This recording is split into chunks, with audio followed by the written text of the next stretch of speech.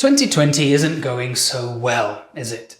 Coronavirus has changed life for all of us, and now many of us are waking up. Disappointingly, many are doing so for the first time to the virus that has infected society a lot longer than COVID-19, racism, specifically widespread and societal racism against Black people.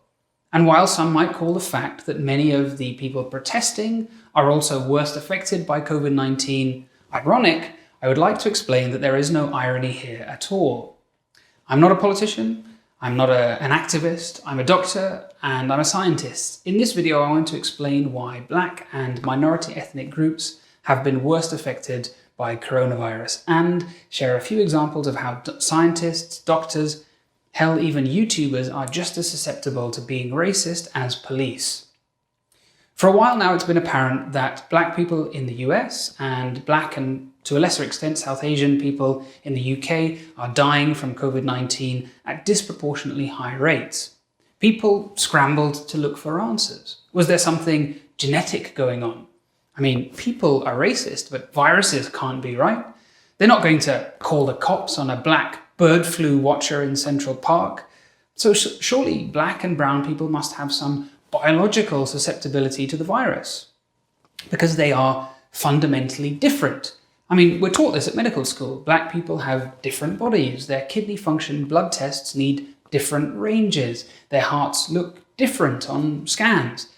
Indians get more heart disease because their coronary arteries are different. Yet time and time again, these are shown to be false beliefs. There are, of course, huge differences between people, but those differences are almost nothing to do with race.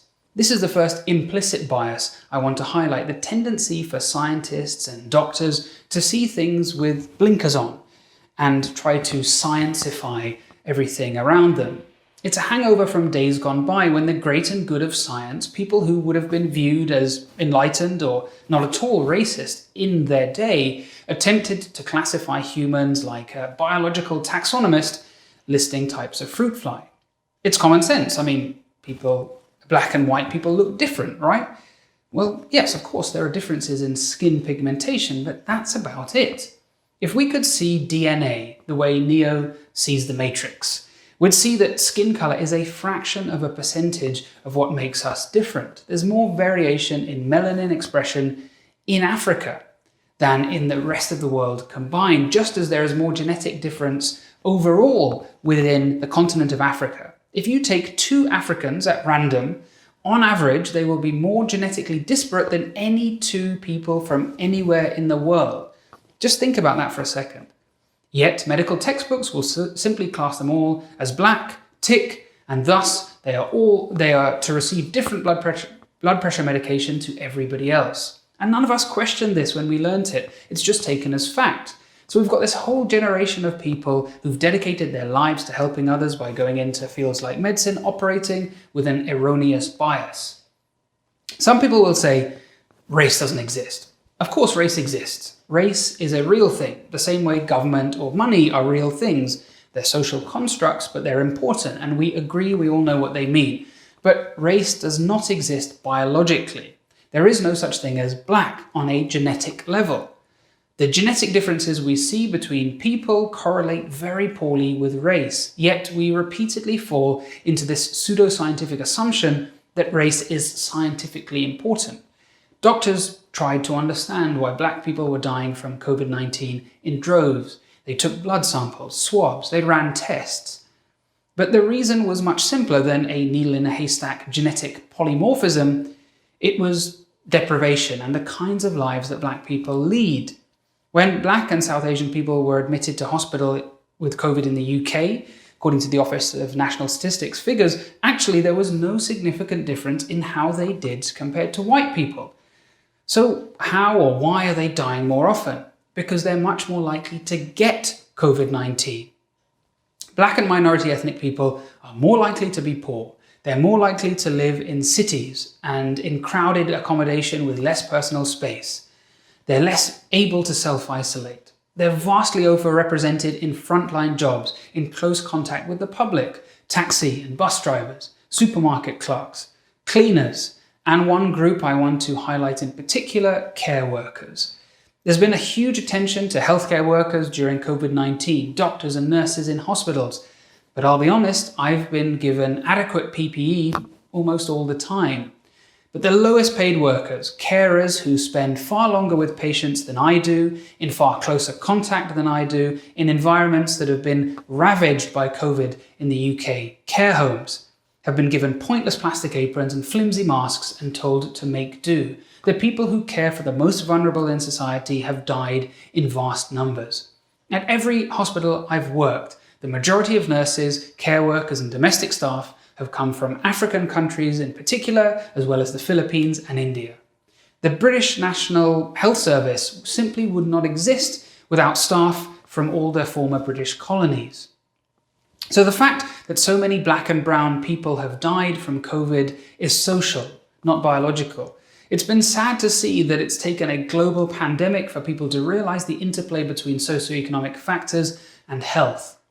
In the US, where people literally have to pay for their own care, the differences are even more stark, with key measures of health like child and maternal mortality amongst African Americans in the richest country in the world worse than in many developing nations. With the fact that so many Americans' healthcare is tied to their jobs, and millions having lost their jobs in recent months, this is only going to get worse. Multiple studies show that even after controlling for insurance status, income, age, severity of conditions, black people receive a different level of care compared to white patients. This is in America. They were less likely to be prescribed appropriate cardiac medications. They were less likely to undergo bypass surgery, less likely to get opiates after fracturing a bone, less likely to receive appropriate cardiac treatment interventions, or receive kidney dialysis, or they were more likely to undergo less desirable procedures like lower limb amputation due to diabetes. And there's no need to get defensive and say, hey, I rarely see patients of color just based on where I live. That's very reasonable. Not everyone lives in a multicultural city like I do in London. But if we can spend time at medical school learning about the Krebs cycle or diseases that I'll see once or twice in my career, I think we can also spend time learning how rashes look on dark skin, or about cultural factors that might lead to misdiagnosis. Remember, we're only a few decades on from the end of the Tuskegee syphilis trials, and only a generation from Nazi doctors leading torture programs believing they were guided by eugenic science. Science and medicine have always been and continue to be structurally racist systems through which discrimination and mistreatment is inflicted upon black people. Some of you will be feeling overawed with everything that's going on, and that's totally understandable. But now is not the time to retreat into a world where you're more comfortable. Black people cannot retreat from how they are treated. I hear people say, look, I'm a scientist, I'd rather just concentrate on science, my experiments, my isotopes, or whatever, where race isn't a factor. And this is a spectacularly inaccurate statement. I can't tackle scientific racism in this short video, but I would refer you to the reading list I'm putting below, including Angela Saine's incredible Superior. Science has been used to formalize and legitimize racism for hundreds of years. Slavery was not an abomination if the enslaved were genetically inferior, with scientists assuring the public that these black people were benefiting from the guiding hand of the superior white. It's just science. Fast forward to the 1990s and New York Times bestseller, The Bell Curve argued with apparent scientific authority that black people were simply less intelligent than white people. It did what all truly effective pseudoscience does. It had all the trappings of science to trick regular people, but none of the scientific discipline or accuracy. Okay, but that's in the past. Science is woke now, right? Well, in fact, we're seeing a re-emergence of scientific racism, and a key problem is blindness from within scientific circles. Let's take science communicators like YouTubers or science tweeters. We like to consider ourselves pretty woke, am I right? We're not racist. Well, I'm sure that's true, but try this for yourself. How many of the channels or accounts that you follow are black? I'm absolutely not being judgmental here. I'm the first to admit I didn't score well on this either. Why don't I follow more black science YouTube channels? Partly, at least, because science and science communication is overwhelmingly white. Look at your favorite educational YouTuber. I mean, this is a bunch of people that are going to get sunburn as soon as lockdown is lifted. When I visit YouTube in London, I'm often the token representative of the Melanin Trust, when at best I am just a kind of ruddy beige. Moreover, scientists are overwhelmingly people from privileged backgrounds. If you haven't seen a video I made about two incredible medical pioneers who were black, who would have been gifted surgeons had they been given the chance, then please take a look. Whatever your work is, look around you. Is there diversity in the workforce? But look a little bit further. I mean, there's tremendous diversity in medicine, so that must be a success story. Yet women and minorities are underrepresented in senior positions and overrepresented in less desirable jobs. You've no doubt heard Angela Davis's phrase, "It's not enough to be non-racist, you have to be anti-racist." And to do that, you need to tackle these subconscious decisions, like not following people you perceive as different. Black Lives Matter isn't just about police brutality, it's about undoing the structural racism that affects every aspect of life. A white policeman calmly ending a black man's life by kneeling on his neck is the most sickening form of racism. I know you're all equally revulsed by how George Floyd died. But simply seeing that and saying, look, I'm not like that, this isn't me, that's not being anti-racist. Saying, hey, I've got black friends, I don't even see race, is not being anti-racist. Not seeing race will blind you to the mistreatment of black friends and co-workers. It's complacency. Another complacency I want to address is that from fellow Asians. We're just as guilty of racism against black people as anybody else. When you're not white, it's easy to think that you're not part of this problem and this isn't a conversation you need to be part of. It's not your fight, but it is.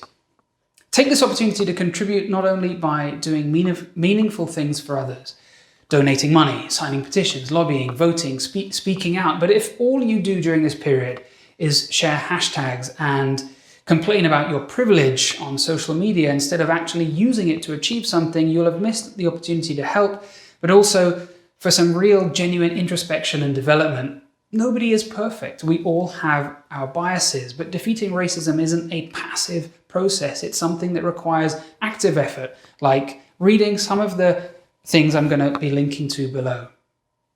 Ijeoma Oluo said, being anti-racist doesn't mean that you're never racist. It means that you can recognize and battle racism in yourself just as hard as you battle it in others. And you don't have to flog yourself. Black Lives Matter isn't about making those of us that aren't black feel guilty. It's about how we can make things better. The proceeds of this video are going to be donated to UK charities involved in the fight against racism. I'm shooting it kind of off the cuff, so I haven't really had a chance to research that yet, but I'm going to put the links and details below. Please check out some of the links and the reading list, as well as a few other accounts worth following. Thanks for listening.